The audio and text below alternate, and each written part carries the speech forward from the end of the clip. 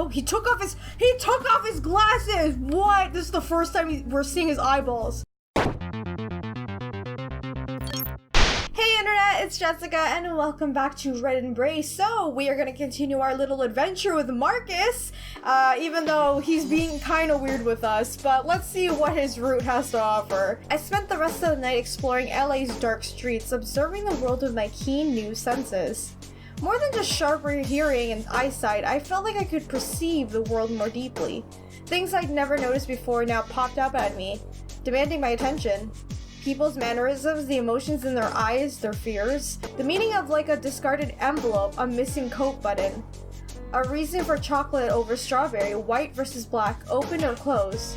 Everything, even trivial things, started to hold a new meaning. A meaning I couldn't always understand, but I knew it was there, and sometimes I could guess it.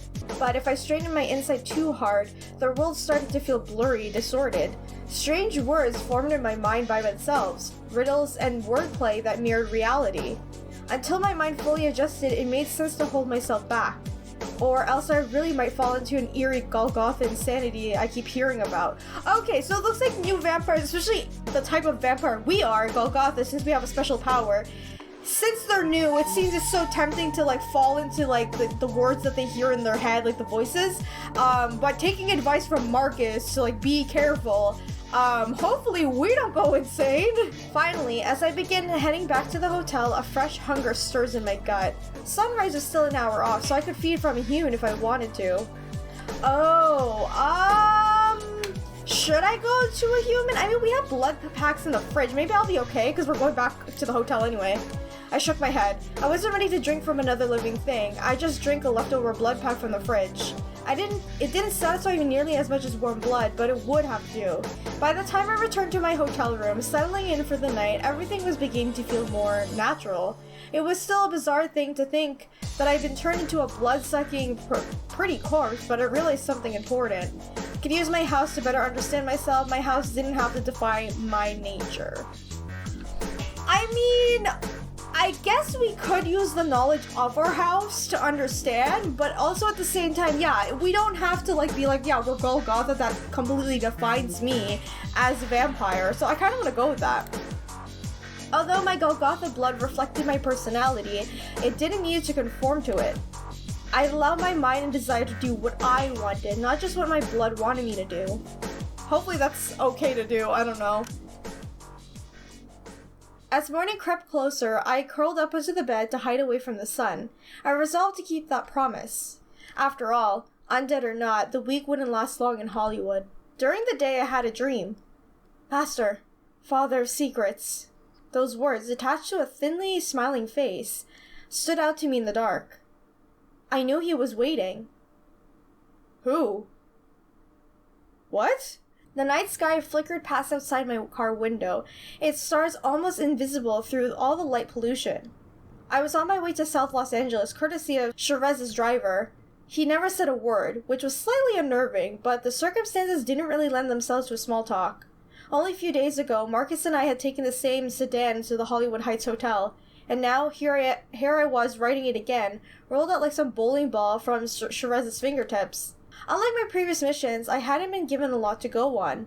All I knew, there was a description of Sauris's agent, Latina, Isakari blood, gray suit with blue shirt, appeared to be her mid-30s. She had gone missing a few days ago, and even though Saurise said the agent usually took lengthy vacations, I had a bad feeling about this. Uh-oh. Before long, the sedan pulled over in the seemingly random point of the street. Of course, the driver didn't say anything, but I could guess if this is my drop-off point.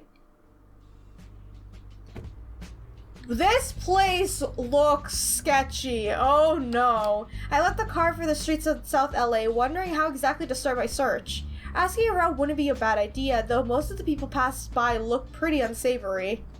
I could start by tracking her down myself if there's any traces left of her scent.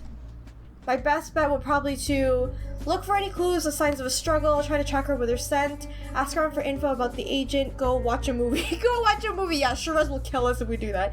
I will try to use our knowledge. So I'm gonna look for clues first, because I'm kind of scared to talk to people. It's not the fact that, we're a vampire, but someone could be a vampire hunter, so you never know. I decided to trust my intuition. Even though my intuition wasn't exactly your regular scheduled programming, well, that would be the world starting to reveal its secrets to me. Maybe I get lucky and stumble upon something useful? Wandering through the streets, I searched for anything strange, both in the environment and in the sea of faces around me. It was hard to pick up anything out, especially since everyone was starting to look strange in their own unique ways. The strangest one of them all were the people who made themselves look so pretty on the outside, because if I looked hard enough, I could see their beauty decaying by the second. Huh. Just when I was reaching to the end of the block... Whoa, I heard something, sensed something, felt something? TV static, the sound of the audience cheering or screaming? I couldn't really tell how I sensed it, but I knew it was there. I felt like it was buzzing inside my head, but also somewhere in the distance, calling out to me. I hurried forward to the sound, weaving through the pedestrians, ignoring stares, focusing only on the static siren song. Before I knew it, I ended up in an alley. But just as the sound was growing tantalizing close, it abruptly cut off. Instead, I could feel something different in the air, the last traces of what felt like a vampire's presence. If that strange noise belonged to the agent, then this chill was hers. Where could she have gone? It was very much a dead end, except for the manhole leading to the sewers. If the agent was chasing someone or running from someone, it seemed like a perfect place to escape. Knowing I had to be on the right track, I grabbed the manhole cover and easily yanked it off. A damp, smelly darkness yawned at me from below, and unfortunately, it seemed like the only way forward. Oh look, there's Remy! Oh, there's more rats! They're cute! After clambering down the ladder, I stepped off the bottom rug into the murky, shallow water. Ew. A few rats darted away, squeaking in terror, like I barged into the private meeting.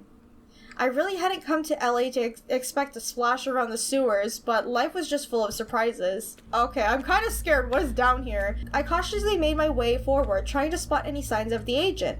The stench of sewage was almost unbearable. It was bad enough as human, but as a vampire, it felt like I was snorting a line of garbage. Ironically, just a few hours ago, I'd been lounging in my extravagant hotel suite. And now, here I was, getting intimately acquainted with LA's waste. In the middle of all that filth and vermin, I pondered how. This seriously wasn't worth it. I was just doing what I had to. A hike was good practice. I guess I just had to, because again, we had no choice, but Saorise will kill us if we don't do this. This was just another part of the job. Maybe not the most enjoyable field work, but I wasn't about to bolt on the sight of some rats. The further I ventured into the sewers, the more uneasy I felt. My sharpened instincts jumped at every noise, every single flicker of light, and yet nothing came out of the darkness. But it felt like something was watching me.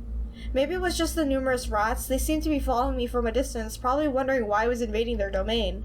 Still, I had the distinct sense that another presence was nearby, although I couldn't pinpoint where. Then, over the awful smell of LA's various ways, I suddenly picked up a different scent. Blood. But it was strangely acidic, a warped version of a sweet smell that I was used to. I followed the bitter scent down the several tunnels, staying on high alert. Closer. It was all close now, and anticipation filled in my empty gut. I rounded yet another corner, and then... the smell stopped. It was strongest right here, but I couldn't see anything but the water and floating garbage. Had I missed something? Just as I was about to turn around, my gaze fell onto the ruined TV lying on a pile of clothes. It looked unnatural, out of place. The water around it was a different color. But as I stared at the TV set, I slowly realized I wasn't looking at someone's discarded trash. The screen was torn out, but instead of exposed wires inside it, I saw a mangled head. What? Why is there a head in there? The pile wasn't just clothes, it was a body. Oh my god. With a chill creeping up my spine, I slowly stepped closer, studying the corpse. When I recognized its features, my stomach clenched in dread. This was Saurose's agent. At least from what I could tell, her body was completely mutilated. Someone had opened a hole in the bottom of the TV and stuck her head over it. I don't want to get myself killed. But also, we have to do this, right? So oh no, I don't want to look at it, but I have to. She looked like she's been attacked by a wild animal. Huge chunks of flesh sliced off, bones sticking out, clothing torn into shreds. And more strangely, she was missing her eyes and ears. By judging the precise cuts there, they had been removed with almost surgical precision. As my eyes traveled down the massacred body, I spotted something on the ground by its side. It was a small piece of oddly bright stationery, printed with almost mechanically perfect handwriting. It's always the same. It must have been a note from the killer. Saorise would definitely want to see this. I bent down to gingerly grab the paper, folding it up and sticking it into my pocket. Remember she said she felt like she wasn't alone? Oh my god, who is here? At that moment, I felt something on my shoulder. A cold grasp squeezing tightly. Turn and attack! I whirled around, ready to lunge forward and strike. But 2 hands instantly caught my wrist, twisting them painfully before pushing me back. As I stumbled a few feet away, I jerked my head up towards the figure. Ready to insurvey the unknown, are we? Now, how fascinating. Oh god, it's Markus! Markus! You scared me! Don't freaking sneak up on me, you dick! There stood Markus, his pale eyes shining brightly. Phew, I'm glad it's just you, Markus. Was that really necessary? How'd you sneak up on like that? You scared the shit out of me. Was that really necessary? Why, of course it was. Everything I do is for a purpose or another, although many times I don't figure out that purpose until much later. Turning away from me slightly, Markus lowered his gaze at the gory mass of flesh that was once Saorise's agent. I saw a keen interest in his eyes, almost a fascination, not the look you usually observe a mangled corpse with. I gather the Red Queen sent you here. She will applaud your investigation skills, no doubt. Tell me, just what do you believe happened to this unfortunate soul? They wanted to make her television a skeptical. They cut her eyes and ears. It wasn't just a mindless killing. This was hunted by someone but became a prey. See no evil, hear no evil. That could also be a thing, but I don't think this is just like a random killing. It's targeted. One would be inclined to think so, indeed. A message, or perhaps self-therapy, of the most visceral kind. Hands clasped behind his back, Markus strolled towards the corpse, circling around it with an analytical light in his eyes. The bottom of his long coat swished in discolored water, soaking drip, but he didn't seem to particularly mind. I suggest you tread very carefully around this matter, Bella. There's a sense of a formless malice in the air, a festering loathing of something created. Do not underestimate the wretched.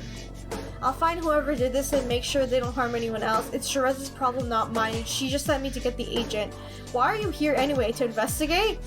If I'm being honest, she never said I have to find whoever killed him. She just said find the agent. That's all I'm doing as I'm told.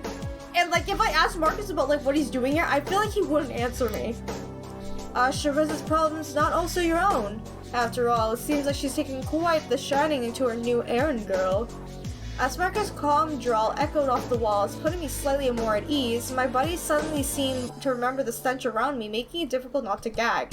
It was the acidic smell of the agent's blood churning in my gut, even overpowering the scent of rotten flesh. As if sensing my thoughts, Markus took a deep breath, long sniff at the air, eyelids fluttering closed. If you were puzzled as to why the smell of her blood is so wretched, beyond the advances of statue of decay, of course, it's because of a rather curious phenomenon. He wandered back towards me, observing my face intently. To humankind, vampire blood is wonderful, intoxicating, a drug beyond any other. In fact, it gives them a certain temporary power, usually a very weak form of their own donor's blood. But to other vampires, blood is the most repelling taste on earth. A few rare of our own kind can drink vampire blood without throwing it back up, but in most cases, we are all but toxic to each other. Oh, okay, that's interesting because, like, yeah, you would think, like, blood, any kind of blood would be like, oh, that's good for a vampire, but it's kind of like, I don't want to say cannibalism, but I guess on the same lines as that, you can't drink another vampire's blood, it doesn't work. So even if a vampire drinks another blood, they don't get any powers. I'd be hoping the social bonding thing. I guess whoever killed the agent wasn't out for her blood then. Let's be smart about this. If they were, they certainly made an atrocious mess of it. But I suspect they had other uses in mind for her, whatever that may be. Markus tilted his head to the side, exhaling a quiet sigh, his thoughts seemingly to drip off somewhere else. Wherever they went, I had a feeling I couldn't follow, at least not yet. Oh well, enough of such morbid trivialities. I should be crawling back to my shop, but before I do, I wanted to mention something that you may find important. What might that be? More sagely advised? Can't we talk about kittens or something for once? I'm gonna say that. But that, are you implying that kittens are not somehow important? Markus eyed me severely. Now, despite what you think, the number of vampires in Los Angeles is fairly low. Most of us all know each other, or at least each other's names. And that's exactly why word about you would spread faster than herpes in a game of spin the bottle. Ew! In fact, I have mind to believe it's already spreading. Everything you do or say will get out somehow, so keep that locked up in your mind somewhere safe and sound. Guess I would try to keep a low profile then. Well, any publicity is good publicity, right? Then they can talk about me all they want, I don't care. I'm gonna keep a low profile because I feel like not dying, you know. We don't know any other vampires. I know we're talking to Markus, but I don't even know if we can trust him either. You most certainly can, but I would suggest a different solution. Consider associating more with your fellow stalkers of the night, indeed as often as you can. Not just the vampires who share your beliefs either. A creature is corrupted when they hold a high esteem. Those who agree with them rather than those who don't. More allies, or at least observe your enemies, because someone will always find a fantastic excuse to hate you. Even if you make Jesus look like he wasn't trying hard enough. You can find Argent everywhere. The surrounding houses, the abattoir, the streets, the bar, the beach, the hotel. He gestured grandly in a half circle with the hand, as if he was using his surroundings felt to symbolize LA. And you know where my depravity is, of course. Then I'll start looking around for allies. Thanks, Markus. Time to start my vampire social life. Feels like a high school over again. I don't know, I have a hard time getting along with people. You know what's funny? Because remember this entire time he's been saying don't trust anyone, including him? So is he, again, I can't tell, is he lying to me? I'll just say I have a hard time getting along with people. Why, I never said that you had to. I am merely making a suggestion you find a certain proverbial banner under which to pitch your tent, or else you might find yourself braving the storm alone.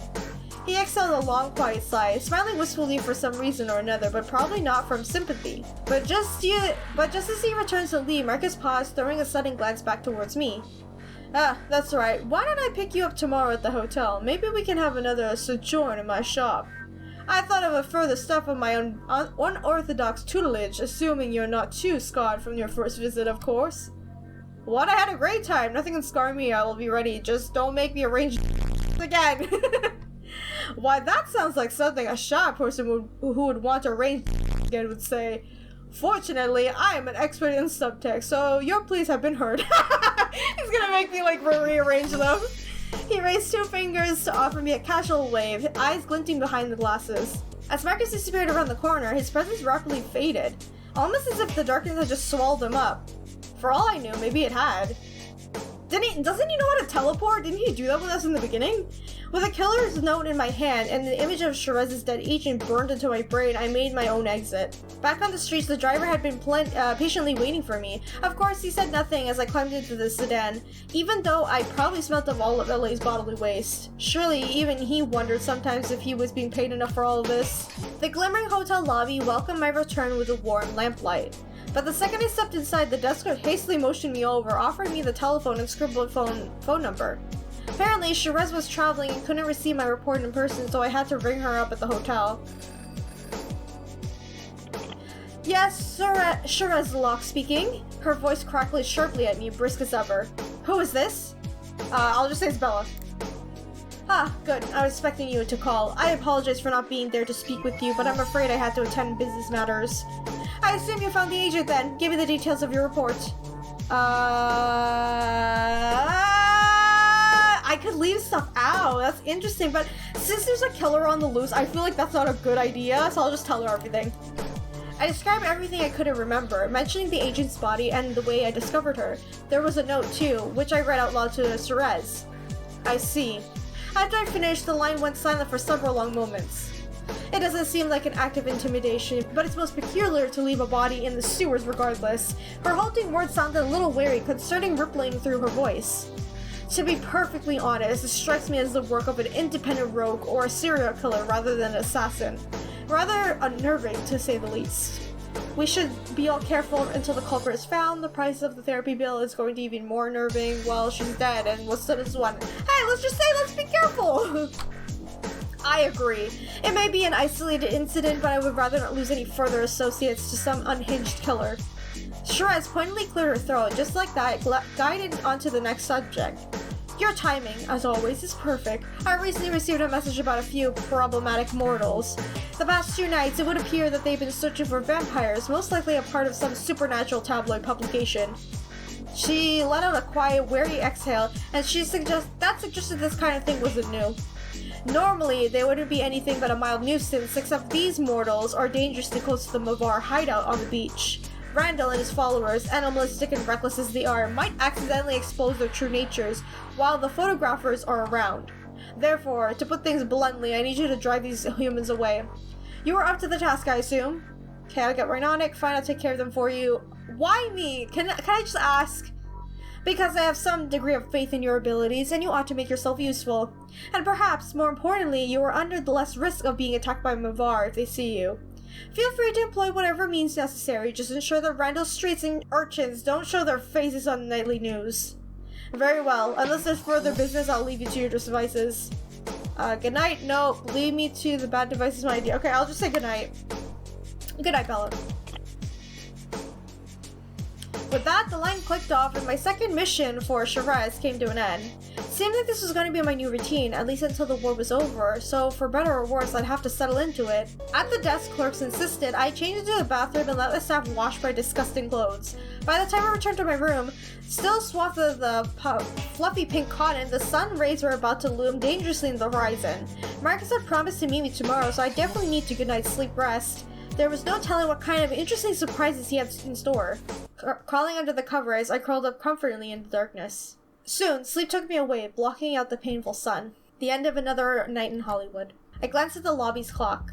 Already 12:30. It felt like I had been sitting here for ages. There was still no sign of Markus anywhere. Maybe he had forgotten about his promise to pick me up? I had waited for a phone call, then looked outside for him, and finally returned to the lobby's plush chair to wait. Maybe I was better off doing something else? No, I'll wait for him. Let's see what happens. I grabbed one of the lobby's magazines and flipped through it for a while.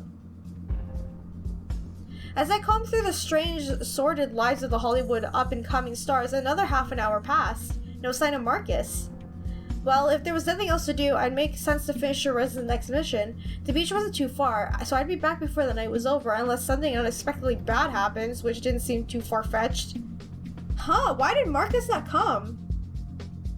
Sauris's car was parked idly outside the hotel, probably on standby. It was cheaper than a taxi and probably more reliable, so I slipped inside, hoping the driver was free. A predictable silence greeted me after I sat down. Take me to the beach, please. The beach, you say? No, I think I have a different destination in mind tonight. The unexpected sound of his voice made me jump. When I jerked my head up to glance at the rearview mirror... Oh! It's Markus! A pair of glowing blue eyes glanced back at me. I'll scream. Ah! Markus yelled back at me as I startled him rather than the other way around. Goodness gracious, my poor heart! Don't do that to an old man, Bella! He gave me a dangerously wide grin, drumming his fingers on the steering wheel. Now, are you ready to slay a spirit of gravity, Bella? Just sit back and relax. Let Chiron ferry you along. The next moment, Markus reached for the ignition, and before I knew what was happening... What is it doing? We took off like lightning barreling down the street. More than a few cars honked at us, and I couldn't blame them. Oh my god, Markus is gonna kill us in a car accident. Markus weaved past lanes and shot through all the red lights, never taking his foot off the gas pedal. Would you slow down? You're gonna get us killed. Maybe don't do 60 miles per hour when there's a 30 limit. Whee! Hang on the arms for dear life. I mean, we're already dead, right? So what's the point? Whee! I'm gonna make Markus laugh, because we're already dead. Who gives a crap? Markus rolled the windows down, turning the car into a wind tunnel, filling my ears with a deafening roar and the buffeting of my face. Each turn threw me around, slamming my shoulders into the door repeatedly. Right. Right, left. Right! I couldn't even tell what direction we were going anymore. Maybe to hell? Then finally I managed to glance at the road ahead. I saw we were rapidly approaching the old lady at the crosswalk, but instead of braking, Markus only pressed the gas harder. Markus, you're going to... Markus, stop! The Reaper won't be swinging by until later. Markus yelled out the window to her. He swore sharply, missing the woman by inches. Oh my god, this guy's a lunatic. The wheel screamed to protest, and my head hit in the window hard, stunning me for several seconds. Couldn't hear the birds circling in my head. Tweet, tweet. Markus, take your foot off the pedal. I'm just gonna say, oh god. We won't be seeing him where we're going. What the hell, is he trying to kill me? Finally, we got into the stretch of the freeway, where Markus slowed to a slightly less crazy speed. For a short time, he actually kept the car straight. But I looked up to see his feet on the steering wheel, hands clasped casually behind his head. I'm starting to believe I'm missing my true purpose in life, as a chauffeur. Lunged forward to take the wheel. Whose chauffeur exactly? The devil's? Not to alarm you, but a 14-wheeler is merging in front of us. The Devils? What are you doing? Oh ho, that sounds like a downright poetry. The Devil's Chauffeur, coming soon to a theater near you. This guy's nuts. At precisely the moment, the truck in front of us blared its horn, causing Markus's feet to jerk the wheel. We plummeted onto another lane, heading straight for an exit curve, which Markus drifted through at top speed. It was hard to tell over the roaring wind, but I thought I heard sirens. As soon as we backed onto the city streets, my seatbelt abruptly snapped free as if on cue. The turn threw me onto the sharp left and I tumbled onto the floor. But when I managed to pull myself upright again, we lurched into the sun itself, which almost sent me flying through the windshield.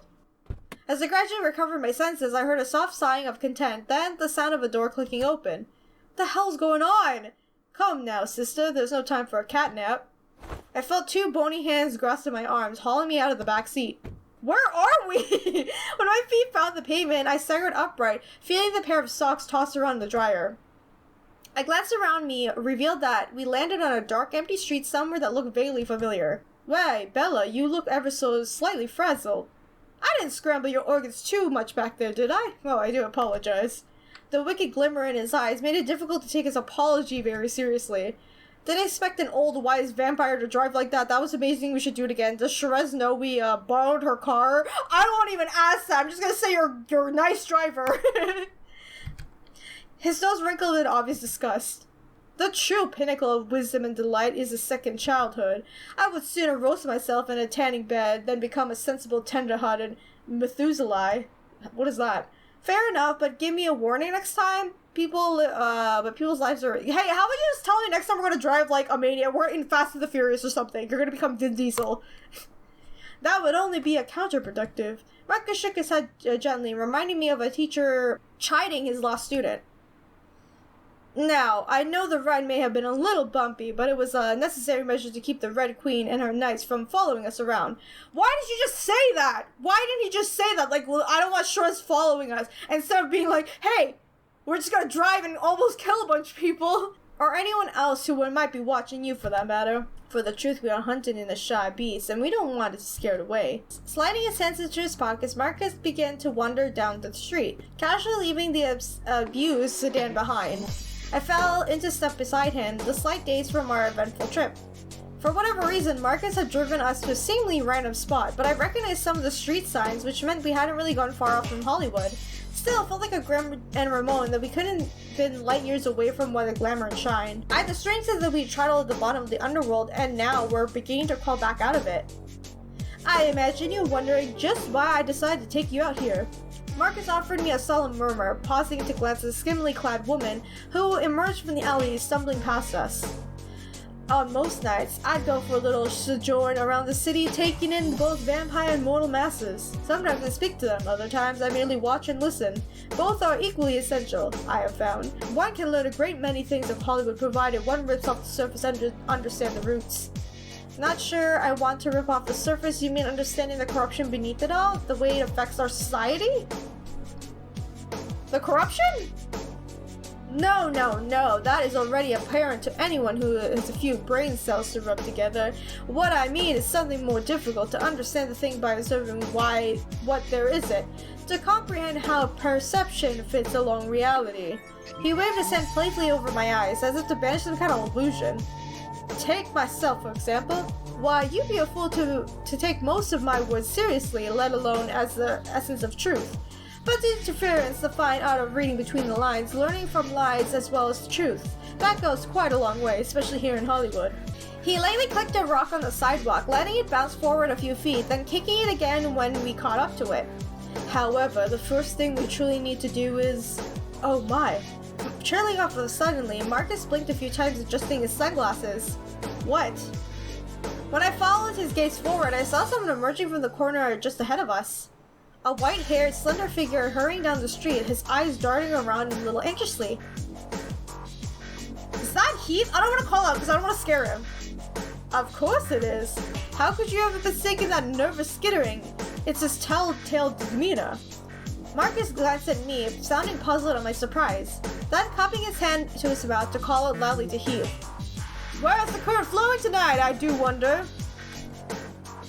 He came to a sudden halt, swiveling abruptly to face us, his eyes wide and defensive, like an animal ready to turn and bolt.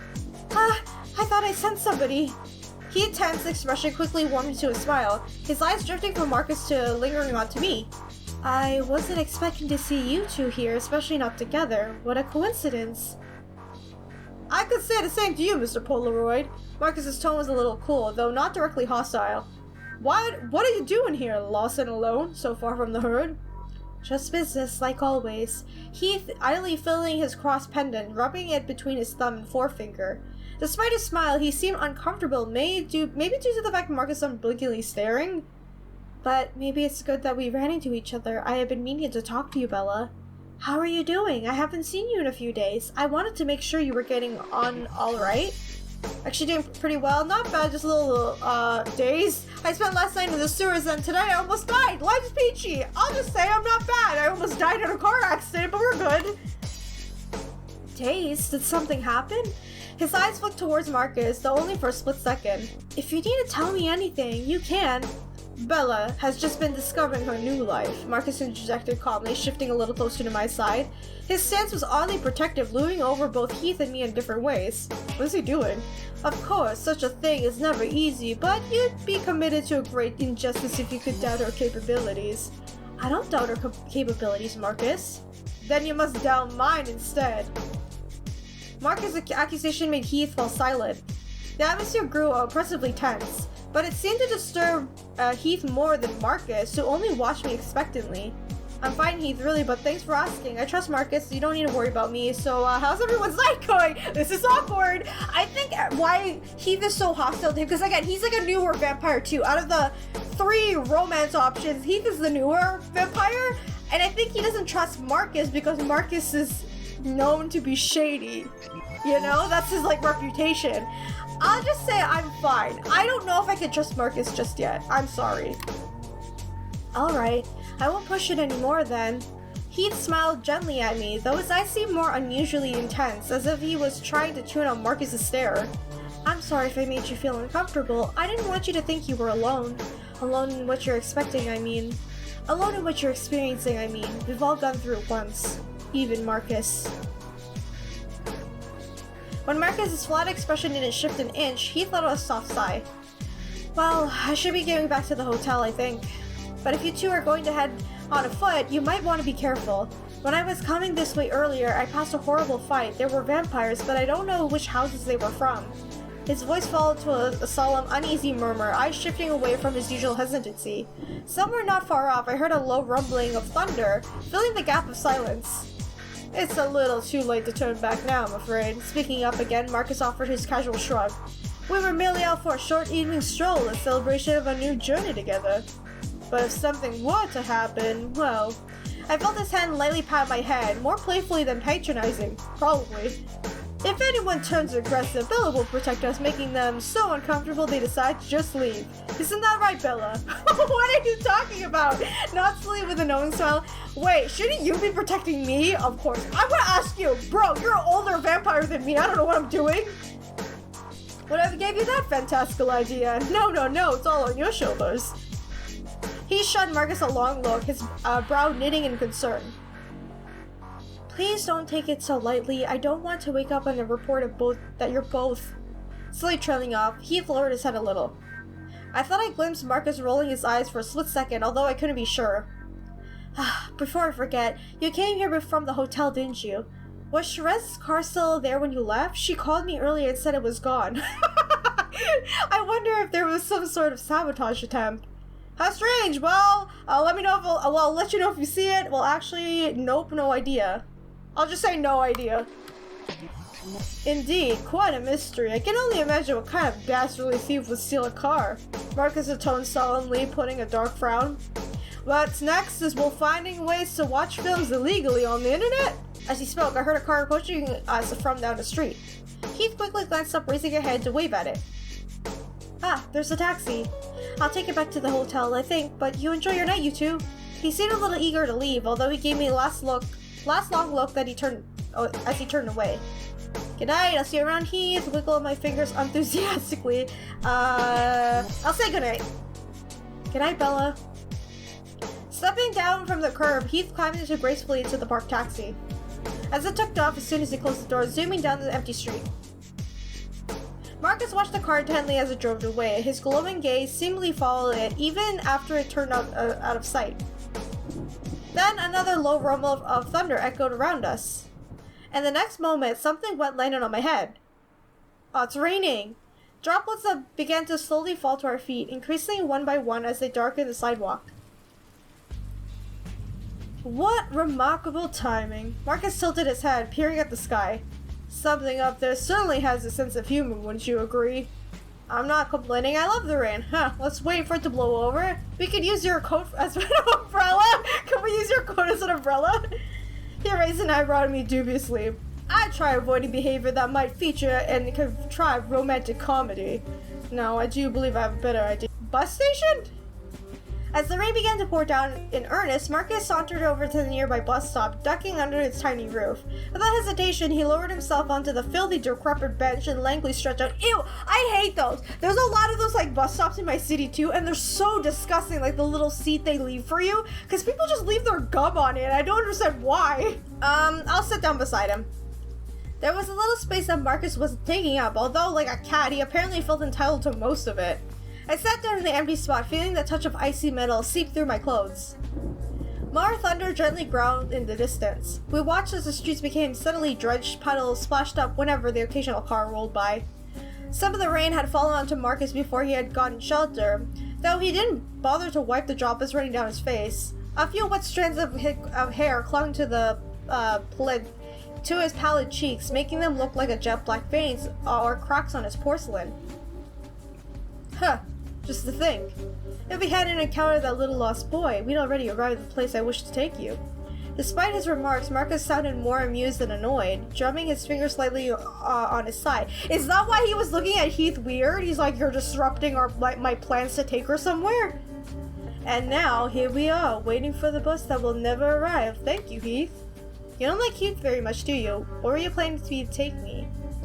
I am curious about where he wants to take me, but I'm also curious as to, why does he not like Heath? Because again, maybe it's just because of his Golgotha vampire-esque, or the fact that he's been a vampire for a very long time, he just doesn't trust anyone. It's kind of funny because he's hanging out with me and we don't know him. I wouldn't describe my feelings in such simple terms. His expression sombered a little and thoughtfully stroked a finger along one eyebrow. True, I do loathe his nature because he reminds me of what myself once struggled with so acutely. I imagine that's why I can't help but feel a certain sympathy for him. Sympathy, mind you, not pity. I despise pity. And what's he struggling with exactly? Couldn't you help him somehow? You despise pity. Is that weird to ask? What is he struggling with? Why, himself, of course. One of the hardest battles to emerge from as a victor. Markus paused, then his nose wrinkled slightly. However, most importantly, he smokes cigarettes. Be a flimsy person as you like, but for heaven's sake, don't make the world stink more than it already does. Oh, Markus is pro no smoking. That's a good thing. I mean, that's a good thing, Markus. Good for you. Couldn't agree more. You sound so passionate about this. I like to smoke cigarettes. Oh, cigarettes smell gross, man. You sound passionate about this. It's not the smell I mind. I'd rather that smell lingers. It soaks onto one's hair, skin, and clothes, and I abhor any scent that lingers too long, even the sweetest smells in the world. Oh, he took off his glasses! What? This is the first time we're seeing his eyeballs. Pulling off his slightly wet glasses, Markus began to wiping them with the hem of his shirt. The glow of his eyes casted a faint pale blue sheen over his cheeks, cold and ghostly. He's got beautiful eyes! Oh my god! While we're stuck in here, allow me to touch on a certain subject lingering in my mind. He turned his head, glancing at me when I sat beside him. As close as we were, his unblinking stare felt as much more alien and intense. As you may have gathered yourself, I am not over forward of clarifying my intentions. However, there's one thing I feel I need to address. During our first and oh so fateful night, you will recall I instructed you not to trust a single soul. But circumstances have changed and now we find ourselves in a partnership. I have to wonder if you've forgotten my advice. Have you begun to trust me? Honestly, I don't know. He's all nice to me right now and everything, but again, I can't help but wonder if this is a warning to the fact that maybe his Golgotha senses, like, he's insane. Like, maybe he's gone completely insane. He's just hiding it, and it kind of comes out randomly with new vampires. I don't know, you know what I mean? Like, it could be something like that. But in reality, I do kind of trust him. Like, whenever he shows up in the scene, I'm like, oh, it's Markus. I'm not like, oh god, it's Markus. Like, get away from me. I just think, oh, it's him. I don't know. I'll just, it's between these two. I only trust myself, but also I can't help it. I'm gonna say I can't help it. No, I suppose you cannot. Pausing for a moment, he tapped his foot lightly against the pavement, lips pursed in thought. Let me approach this a little differently. Why do you think I have agreed to mentor, or shall we say accompany you?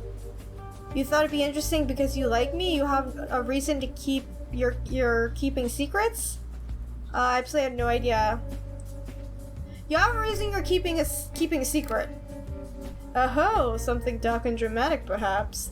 That idea seemed to tickle Markus, who immediately broke into a cruel grin. Like guilt or personal redemption, or maybe you think I feel responsible for you somehow. Why, that would just be downright uncreative of me. He clicked his tongue disapprovingly, as if I offended his taste. Indeed, my true reasons are... Markus paused, peering across the street with a raised eyebrow. What? A small group was hurrying past us, one of them holding a limp woman in his arms. From their senses, I could tell that they were vampires. From the blood on their clothes, they'd probably just come from a fight. I recognized one of them. That's the same man for the parking garage. Is that the dude I punched?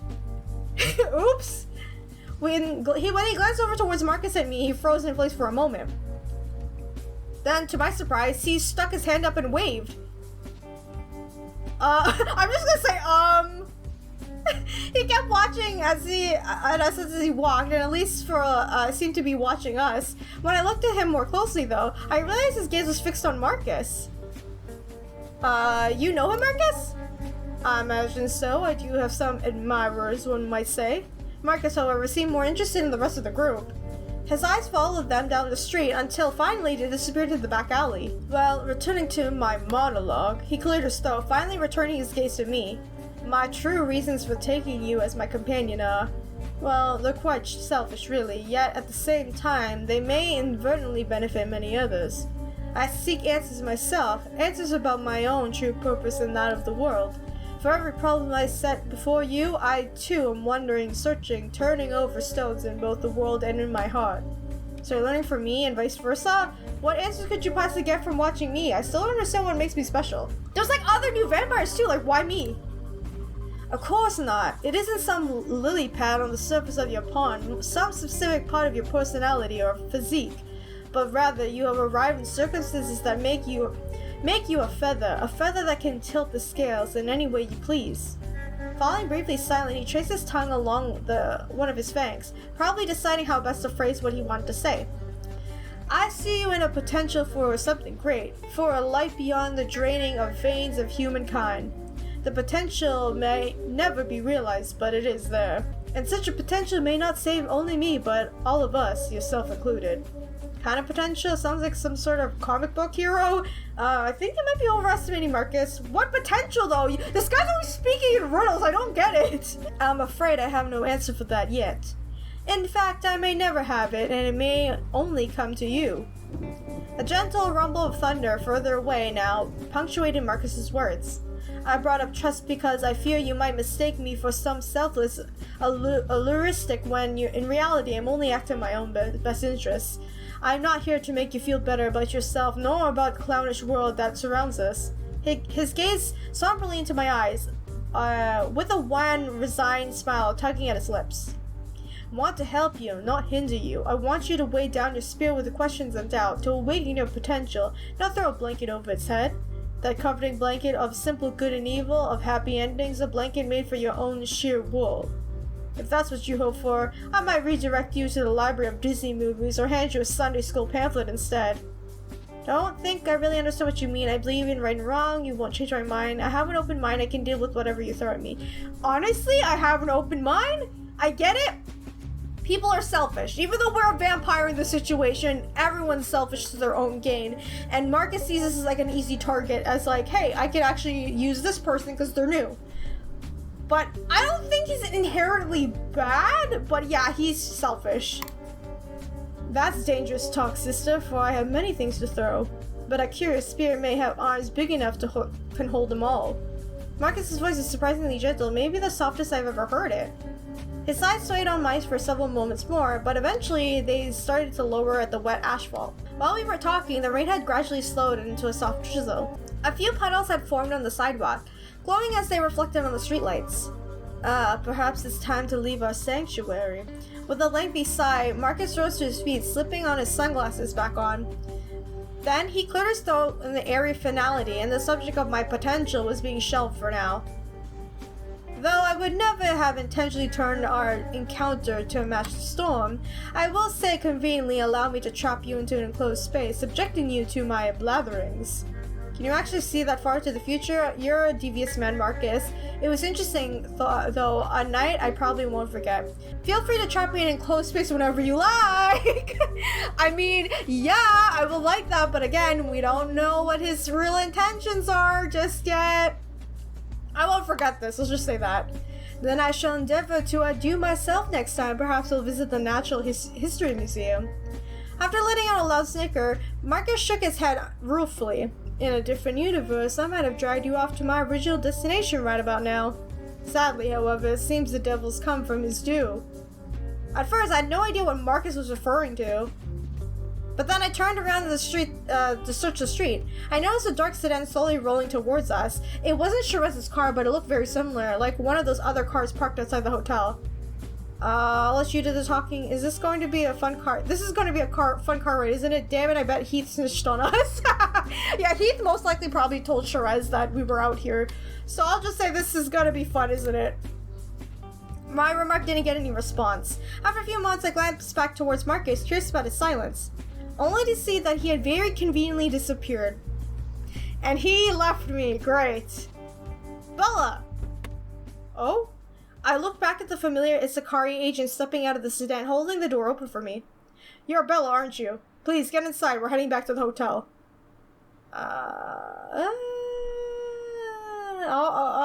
How did you know I was here?